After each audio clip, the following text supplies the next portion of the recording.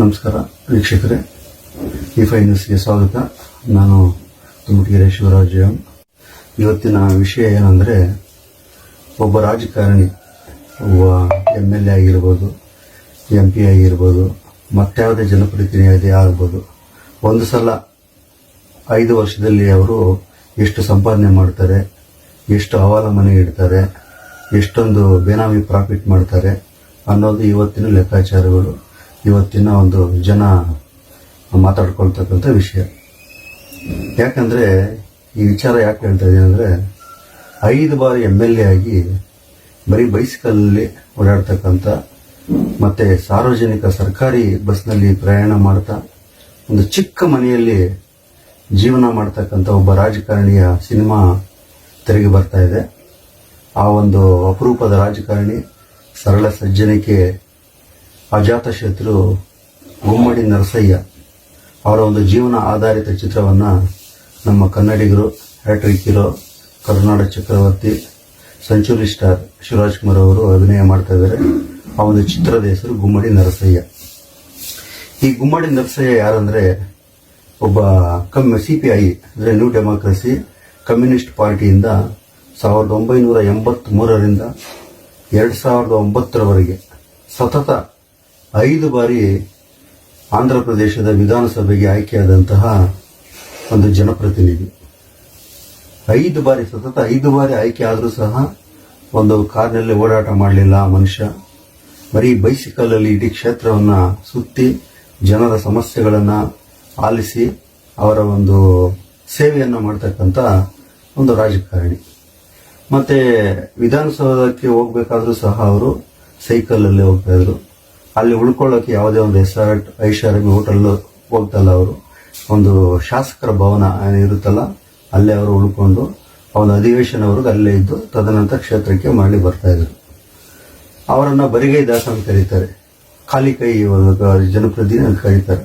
ಯಾಕಂದ್ರೆ ಅವರು 25 ವರ್ಷಗಳ ಸುದೀರ್ಘ ಅವರು ಅಧಿಕಾರದಲ್ಲಿದ್ದರೂ ಸಹ ತನಗಾಗಿ ಏನು ಮಾಡಿಕೊಂಡಿಲ್ಲ ಆ ಒಂದು ಪೊಲಿಟಿಷಿಯನ್. ಬರೀ ಪಿತ್ತಾರ್ಜಿತ ಬಂದಂತಹ 2 ಎಕರೆ ಜಮೀನಿನಲ್ಲಿ ಅವರು ಬೇಸಾಯ ಮಾಡಿ ಮತ್ತೆ ತನ್ನ ಮಕ್ಕಳನ್ನ ಸರ್ಕಾರಿ ಶಾಲೆಯಲ್ಲಿ ವಿದ್ಯಾಭ್ಯಾಸ ಮಾಡ್ತಾ, ಮತ್ತೆ ಅವರ ಪತ್ನಿ ಯಥಾಸ್ಥಿತಿ ಎಲ್ಲರ ತರ ಅವರು ಹೊಲದಲ್ಲಿ ಕೆಲಸ ಮಾಡ್ತಾ ಒಂದು ವಿಭಿನ್ನ ರಾಜಕಾರಣಿ ಅಂತ ಆಂಧ್ರ ಪ್ರದೇಶದಲ್ಲಿ ಗುರುತಿಸಿಕೊಂಡಿದ್ದಾರೆ. ಅವರು ಈಗ ಮಾಜಿಯಾಗಿದ್ದಾರೆ, ಆದರೂ ಸಹ ಅವರನ್ನ ಆ ಕ್ಷೇತ್ರದಲ್ಲಿ ನಮ್ಮ ಶಾಸಕರಂತ ಸಹ ಕರೀತಾರೆ. 2009 ಆ ಒಂದು ವೇಳೆಯಲ್ಲಿ ಆಂಧ್ರ ಪ್ರದೇಶ ತೆಲಂಗಾಣ ಇಬ್ಬಾಗ ಆದಾಗ ಆ ಒಂದು ಖಮ್ಮಂ ಜಿಲ್ಲೆ ಯಲ್ಲುಂಡು ಒಂದು ಕ್ಷೇತ್ರದಲ್ಲಿ ಆ ಒಂದು ಕ್ಷೇತ್ರ 3 ಹೋಳಾಗಿ ಡಿವೈಡ್ ಆಗುತ್ತೆ.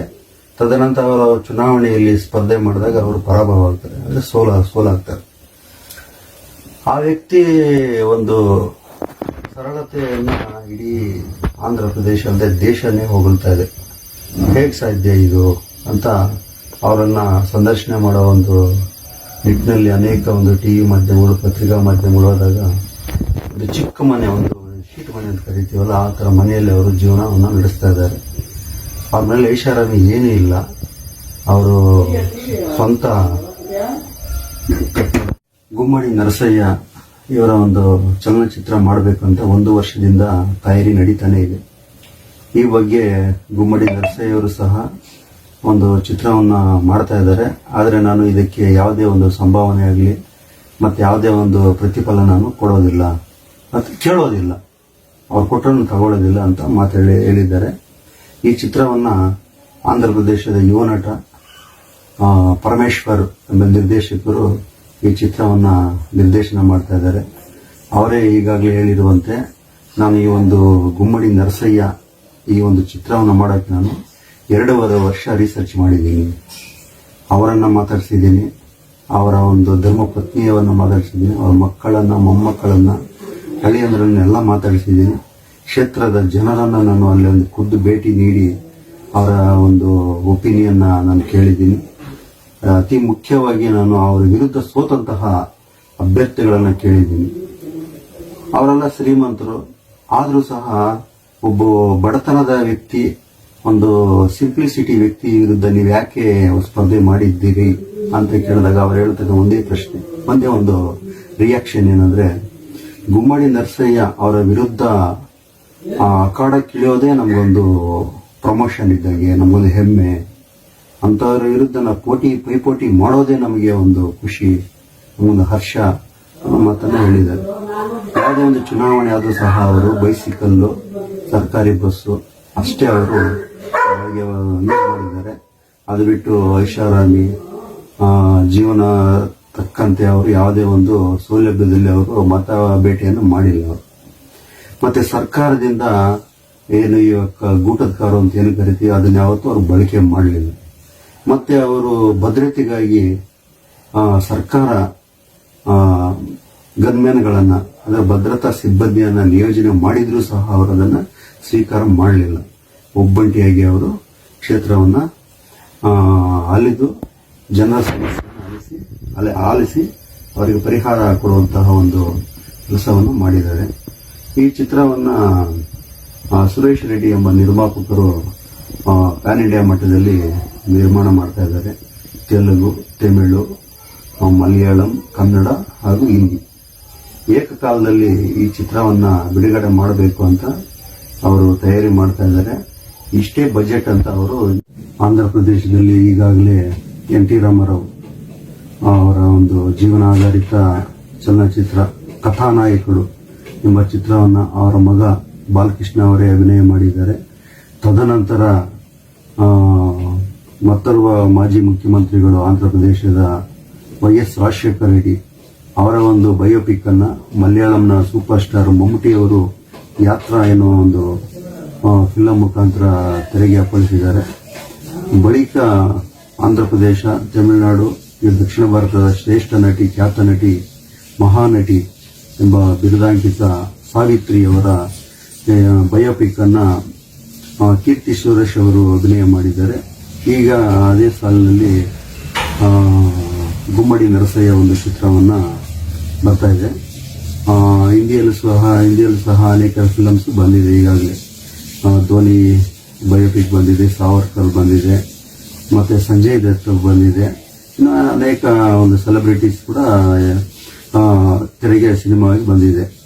ಒಂದು ಮಾಸ್ ಆಡಿಯನ್ಸ್ ಮತ್ತೆ ಕಮರ್ಷಿಯಲ್ ಮೂಮೆಂಟ್ಸ್, ಅದೇ ರೀತಿಯಾಗಿ ಡಾನ್ನು, ಈ ತರ ರಕ್ತಸಿಕ್ತ, ಈ ತರ ಅನೇಕ ಒಂದು ಚಿತ್ರಗಳ ಈ ಒಂದು ಭರಾಟೆಯಲ್ಲಿ ಗುಮ್ಮಡಿ ನರಸಯ್ಯ ಒಂದು ಸಿಂಪ್ಲಿಸಿಟಿ ಒಂದು ರಾಜಕಾರಣಿಯ ಚಿತ್ರವನ್ನ ನಿರ್ಮಾಣ ಮಾಡತಕ್ಕಂತಹ ಒಂದು ಸಂಸ್ಥೆಗೆ ನಿಜವಾಗ್ಲೂ ಅವರ ಒಂದು ಒಳ್ಳೆತನಕ್ಕೆ ನಾವು ತಿಳಿವಾಗಲೇಬೇಕು.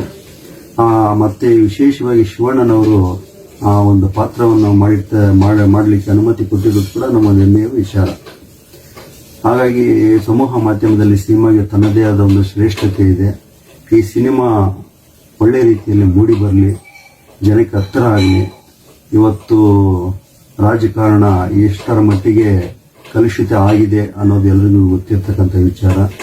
ಅಂತ ಒಂದು ಕಾಲಘಟ್ಟದಲ್ಲಿ ಗುಮ್ಮಡಿ ನರಸಯ್ಯ ಈಗಲೂ ಅವರು ಪಕ್ಷದ ಪರವಾಗಿ, ಒಂದು ಜನರ ಪರವಾಗಿ, ಜನರ ಸಮಸ್ಯೆಗಳ ಇತ್ಯರ್ಥಕ್ಕೆ ಅವರು ಈಗಲೂ ಸಹ ಅವರು ಹೋರಾಟ ಮಾಡ್ತಾನೆ ಇದ್ದಾರೆ.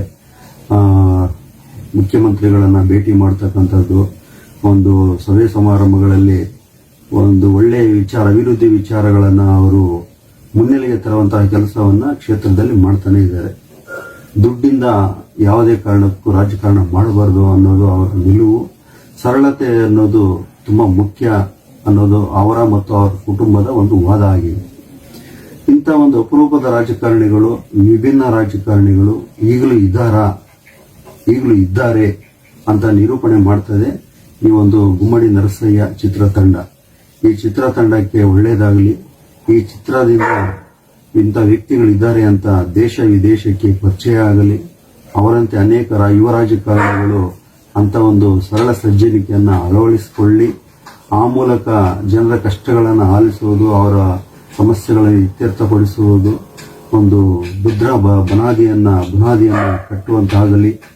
ಅಬ್ರಹಾಂ ಲಿಂಕನ್ ಹೇಳಿರುವಂತೆ ಜನರಿಂದ, ಜನರಿಗಾಗಿ, ಜನರಿಗೋಸ್ಕರ ಒಂದು ತತ್ವವನ್ನ ಪ್ರತಿಪಾದನೆ ಮಾಡಲಿ ಎಂಬುದು ನಮ್ಮ ವಾಹಿನಿಯ ಆಶಯವಾಗಿದೆ. ಈ ಚಿತ್ರ ಆದಷ್ಟು ಬೇಗ ತೆರೆ ಕಾಣಲಿ, ಒಳ್ಳೆ ರೀತಿಯಲ್ಲಿ ಈ ಒಂದು ಚಿತ್ರ ಮೂಡಿ ಬರಲಿ. ಶಿವಣ್ಣನವರು ಪಾತ್ರಕ್ಕೆ ಜೀವ ತುಂಬುತ್ತಾರೆ. ಆ ಒಂದು ಕೆಲಸವನ್ನು ಮಾಡಲಿ ಅನ್ನೋದು ನಮ್ಮ ಒಂದು ವಾಹಿನಿಯ ಆಶಯವಾಗಿದೆ. ಈ ಚಿತ್ರಕ್ಕೆ ಒಳ್ಳೆಯದಾಗಲಿ. ನಮಸ್ಕಾರ.